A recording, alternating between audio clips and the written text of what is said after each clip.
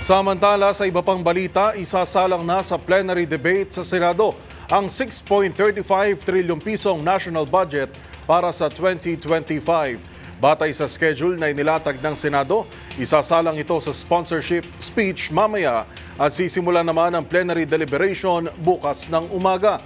Ang buong detalye sa ulat ni Raymond Dadpaas. Simula sa araw na ito ay ang national budget para sa 2025 na 6.352 trillion pesos ang pagkakabalahan ng mga senador. Batay sa inilatag na schedule ay isasalang sa sponsorship speech mamayang hapon ni Senador Grace Poe bilang chairperson ng Senate Committee on Finance ang 2025 national budget.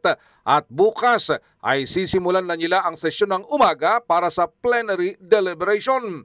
Una sa isasalang sa Miyerkules ay ang budget ng Department of Budget and Management, habang sa Huwebes naman ay ang National Economic and Development Authority, Department of Finance, Department of Education at Department of Interior and Local Government.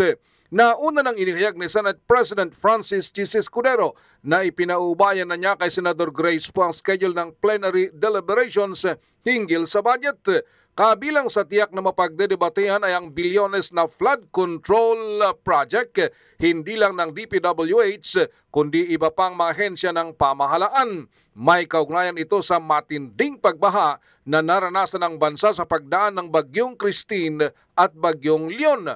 Habang kina Senador J.B. Ejercito at Senador Christopher Bongo ay kakalampagin naman ang Philippine Health Insurance Corporation o PhilHealth dahil humihingi sila muli ng mahigit na 70 billion pesos na subsidy para sa 2025 ngunit hindi ginamit at idineklarang savings ang 89.9 billion pesos na naunang ibinigay sa kanila kaya't kinuha ng Department of Finance ang 60 billion pesos at inilipat sa National Treasury.